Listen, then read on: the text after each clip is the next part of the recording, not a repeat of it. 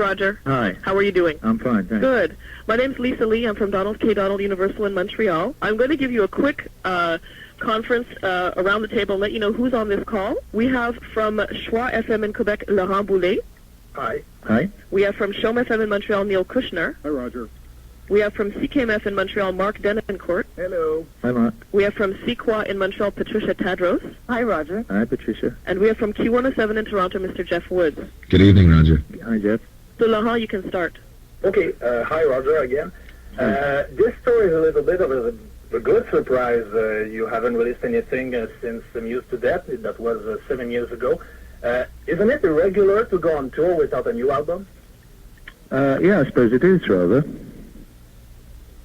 Okay, but what's the reason to go on the tour? Well, I'll tell you what the reason is. In '92, when I was making Amuse to Death, I did a show in the Universal Amphitheatre in Los Angeles for Don Henley's Walden Woods project.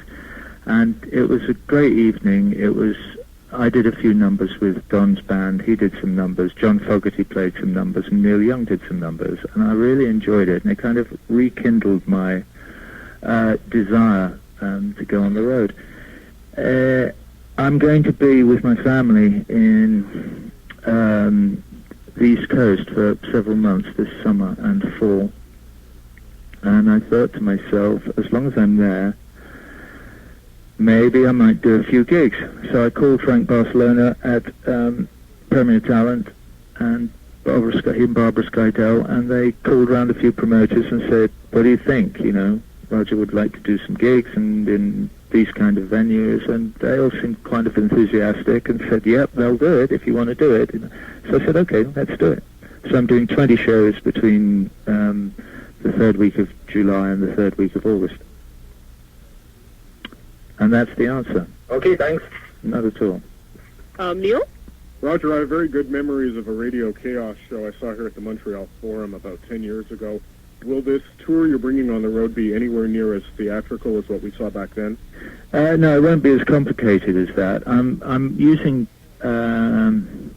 quad sound as usual, and I'm using some panny projectors as my main source of illustration of the ideas.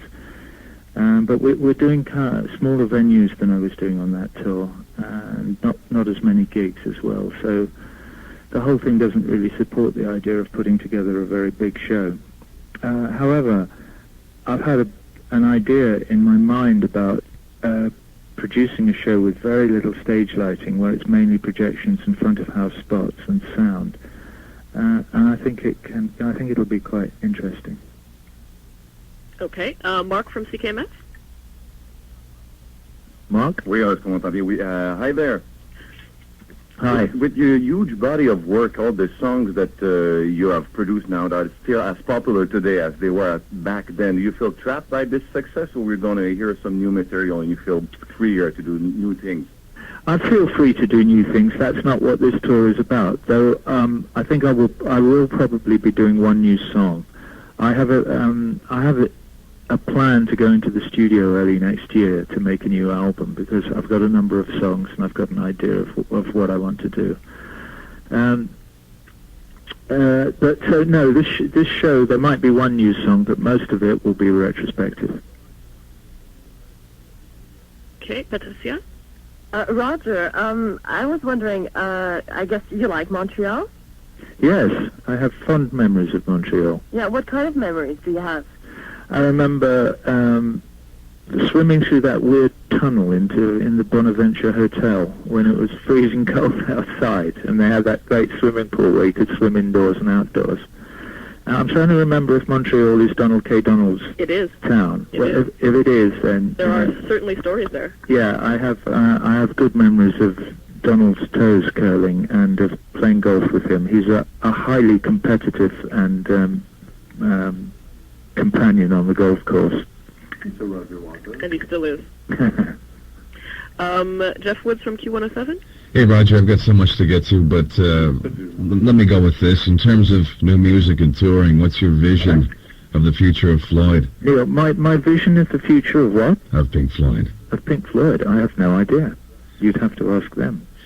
Do you have a hope, a dream, a direction you'd like to see it go? Or is there any hope for the future of the band in terms of what you would like? Well, no, it's nothing to do with me. Okay. They're completely separate entities now. Yeah. Let me do a part two to that, if no one minds. Please do. How recent and of what nature has your communication with Gilmore and the rest of the band been? Let me think. I don't think we've communicated anything for a number of years. We are in a state now, I think, of a comfortable state of separation, if I may put it like that. I understand. It's a damn shame, if I might say so. Well, you know, it might be a damn shame for you, but it's not for me. No, you're a busy man. You've got lots on the go. I wanted to get to your 7-year project, the opera that you've been working on. All right. You mentioned that I was reading on the internet trying to get an update. This new project that you're working on is called Ça ira.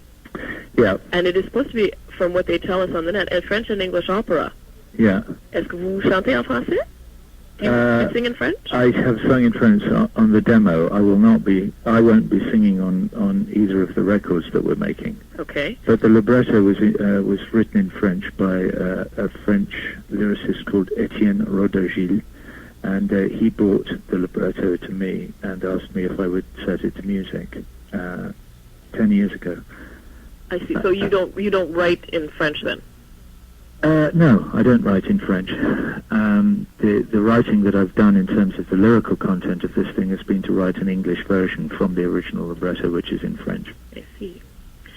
Well, since we've all gone around the table and we do have some time, if anybody would like to continue the conversation, please do. Just state who you are and what station you're from. Okay, Laurent Boulet from Schwa FM. You talk about the opera Ça ira. Yeah. Okay. But is there any chance to have a new album of Roger Waters soon? Yeah, I am going into the studio next February. Okay. I've booked some time to go into the studio and start work on a new album. Okay. Roger, it's Neil Kushner at Chum FM in Montreal. I'm wondering if you can give us an idea of who some of the musicians who will be touring with you will be this summer. Andy Farrow is with me again. Graham Broad, who was on the Chaos tour with me. Katie Kassoon, who was on that tour.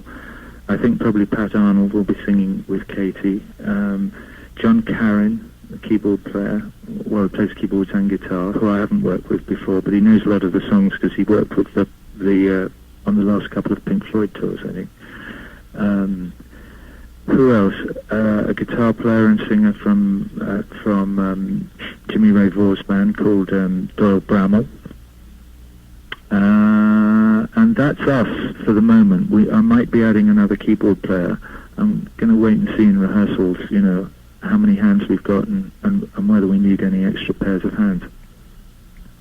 And do we dare ask how you now feel about performing material from your former band? Well, I feel fine about it. You know, I've performed stuff that I wrote when I was in Pink Floyd since I left in you know, both the previous tours that I've done, and you know, I like performing my songs. I have no problem with that. Patricia from Sikwa. I was wondering, do you know what you're going to do on your New Year's Eve? Yeah, I should spend New Year's Eve with my family. Okay, so no shows? What? You're not going to do a show, or? No. Okay. Marc Deloncourt, CKMF at Montreal. What do you want to sing about? What inspires you these days for the next album? You know, the next album, I think, is... my work has always been kind of rather political and a lot of polemic and kind of agitprop, and I've come more and more to the view that the revolution is, you know, within us as individuals, and you can't really change anyone but yourself. But notwithstanding that, I still have a sense of community, which is why I like to perform where there's a sense of intimacy with an audience, I suppose, because that's kind of important to me. And to share feelings with other people and in some sense, to make the attempt to explain something about what we call human life, it seems to me, is what art is, what the artist's job is. I wrote a poem a few years ago after I'd read a novel by the American novelist Cormac McCarthy called All the Pretty Horses, which is a wonderful piece of work. And it's a kind of book that is so beautifully written and so kind of elevating that you don't want to put it down because it's so moving. And I wrote a poem that started off, there is a magic in some books that sucks a man into connections with the spirits hard to touch that join him to his kind. And the poem goes on, but that phrase kind of epitomizes to me how I feel about writing songs and performing them and continuing to explore connections that I feel with my past and my future and other people. So you miss the stage very much?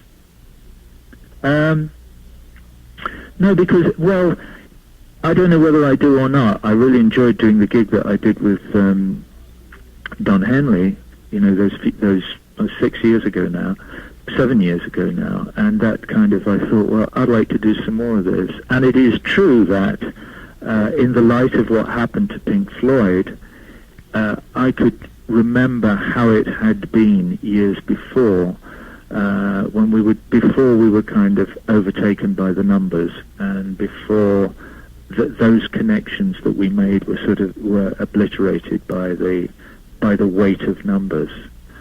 And so, yeah, I always, hanker for that. There's that moment when you create something and you stand back and finish a painting and you get the tingle down the spine and you think, well, that's finished. I'm using, not painting, I'm talking about a song or a piece of music. But there's also it's a very important moment to share that stuff with an audience. And when you get a good response from an audience, it's very moving. Roger, it's Jeff Woods again. Yeah. Typically, from what you've said so far, lyrically, your new music will be as inspired as ever. Sonically, can you suggest what direction you might be going in, either in comparison to previous records you've done, or in any terms you'd like to suggest to me, in terms of the heaviness, the softness, anything musically and sonically you might offer?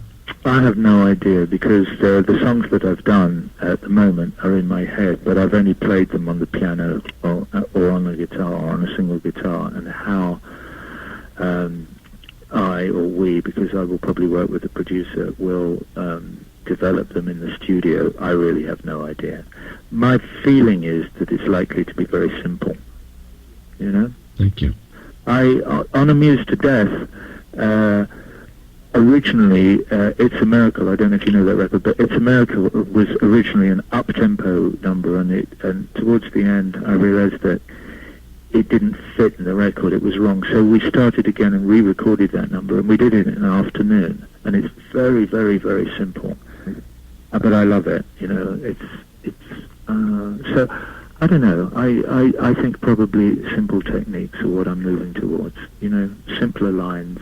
From the press I've read, Roger, with regard to Amuse to Death, that was one that was pointed out as one that you'd like to revive, perhaps greatly more than the others, because I was thinking maybe it didn't get the fair shake it deserved because it's a very clever record. Well, what deserves what, Well, obviously you want to revive it. You must regard it as something that maybe didn't get enough exposure or something. Well, I don't think there's any did or didn't, get enough. It's always difficult when you've been in a successful band to go and working in a solo capacity after that, because a lot of people not just don't notice what you're doing because you're no longer in the band. That happens to a certain extent, but other people kind of resent it. One of you, I can't remember who it was, but one of you guys I'm talking to tonight was saying how it was a damn shame. It was me, Roger, actually. It was you. Okay. Well, so many of our audience would regard it in that way, so I thought on behalf right, of them. well, that is a cross that I have to bear. And as I was saying to you before, it's not a damn shame for me. We had run our course. We were... that was a bad marriage from, although we produced some good work, it was a bad marriage from Dark Side of the Moon on. We were very much at odds with each other. There were enormous conflicts in the band. we shared almost no musical, philosophical, political, or any other values with each other, and we were held together simply by the weight of the name, you know, and the ease of living under that kind of corporate umbrella. But that's not a happy experience, in fact, for an individual who's in it, who still has a need to change, develop, express themselves, you know, and become more themselves, go more through the process of individuation. I respect that, thanks. It becomes a cage, you know, and I can understand people, and I'm very happy and moved by the fact that people like the work that we did together. And at certain points, you know, we were a great band. We worked really well together. We produced some great stuff. It was good. But, you know, when a thing's over, it's over. Okay. Well? I'm going to go. Denis Gravel from Shore again. When you look back in all your years of career, what do you consider as your greatest accomplishment that makes you prouder than anything else? I guess the war. Yes? Mm-hmm. Why? I just think it's a very cohesive and very moving piece of work, and it works on lots of levels. You know, it's got some good tunes in it, so it works on a surface level, but it's also got a lot of ideas in it that find a resonance with a lot of people who listen to it. I get lots and lots of requests every year from schools, not just in England and North America, but all around the world, who want to put on little performances of the work in their schools, for which I always give permission, and I'm very, you know, happy. And people use it as a teaching tool and as a way of communicating with one another. And so it's been a very successful piece of work from all those points of view, and I'm really proud of that. I mean, there are,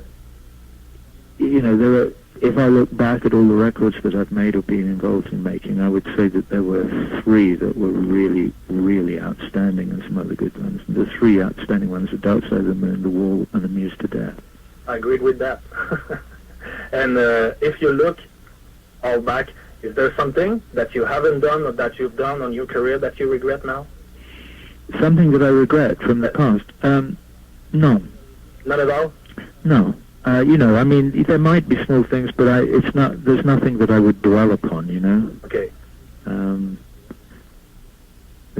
as much as able to be here now, you know, and not dwell too much on the past or the future. Okay. All right, well, I think if everyone's done... I'm good for another one if you are. It's Jeff again from Toronto. Yes, hi. Talking to a number of artists recently about the cost of going to artistic events, from be it sports to the opera to a rock show. The tickets for this tour, at least for the Toronto show, I've noticed range between $30 and $50. Why do you think rock shows, particularly this one, are so much more affordable than, say, sports events? Or do you have any opinion on the topic? Well, I didn't know they were, but it's a very interesting question. I don't know. Why? What does a football ticket cost? Maybe there's a greater demand, you know. I don't know. You're looking at 2, 3, 4 times as much for a basketball game, for instance. Well, I guess there's just that much more demand, and I guess also that they're completely, you know, the NBA is entirely profit motivated, I would suggest. I just might suggest that it's kind of a shame, and that the average person, the kid with the father who's of a middle income, can't, you know, see a bit of a sports game or potentially a concert because it's gotten so out of whack. Yeah, well, I couldn't agree with you more. I think that's an enormous shame. You know, the guys in my band won't be getting huge salaries, and I won't be getting any salary. I mean, there's no way my tour will make money. So, you know, at the end of the tour, I'll be writing out a check for whatever the deficit is.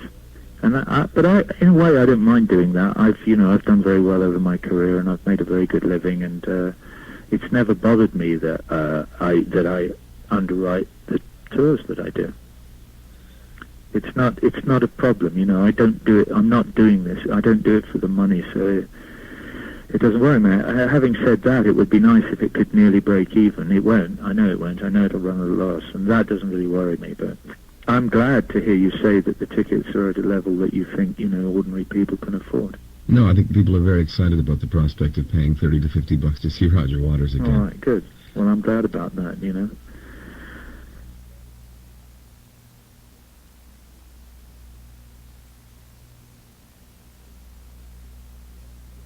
Costa from Montreal. Yeah. What kind of music do you listen to these days? Well, at the moment, I'm listening to my old repertoire, and I'm also listening to the work that I've been doing on Sayura. I'm going to Paris on June the 6th to record the choruses. I demoed all the solo parts with some opera singers in Switzerland when I was there last month. And so my listening to music at the moment is work. When I'm not working on my own music, I don't listen to music. Unless somebody, who I particularly love has an album out and I get to hear about it for some reason or another. Say, if there's a new Neil Young album out, I will go and buy it and listen to it. But by and large, I don't listen to radio, well, there's very few radio stations playing music in England. And the ones that are, I find unlistenable to. And in the States now, I find less and less there's a dearth of the great FM rock stations that there used to be in the past, where disc jockeys chose the material that they were going to play. And I think there's, as far as I can see, there's a little bit of a resurgence of that, of giving the DJ a bit of credit and letting him put his programs of material together in a way that seems fitting to him, and also communicating, I guess, on the telephone with the audience, and so they have some kind of input. But for years through the 80s, certainly through the 80s and most of the 90s as well, it seemed that it was all being done on demographics, and the powers that be who owned the radio stations were deciding what would make the most money, what would attract the audience, and therefore how they could, get the best ratings, and therefore how they could make the most money by selling the most advertising to the most important clients, and so on and so forth. And so, welcome to the machine.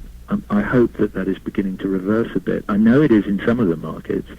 Jim Ladd, for instance, who was on the Radio Chaos show, now has his own, nighttime or evening show on KLOS-FM in LA, where it's his show, and he does what he wants. Roger, as some of us, we radio stations will be announcing your imminent tour dates. Can you expand, at the risk of being premature? You mentioned quad sound and projectors and so on, but in terms of the show, is there anything else you could add about what people will expect when they see you this summer? Well, at the moment, I'm trying to whittle the set list down from, about 5 hours down to 2 and a bit. And it's not easy. I've written down all the songs that I really like to perform, and I'm now having to cut a bunch of them out because there just won't be time to do them. As always with my shows, there won't be any support band, so be there on time, because whatever the show time is, that's when we'll start, and it will be me and my band right from the word go. There will be an interval in the middle, and that's all I can say, really. Our pleasure, Roger. Thanks. All right, thanks, everybody. Bye-bye. Thank you.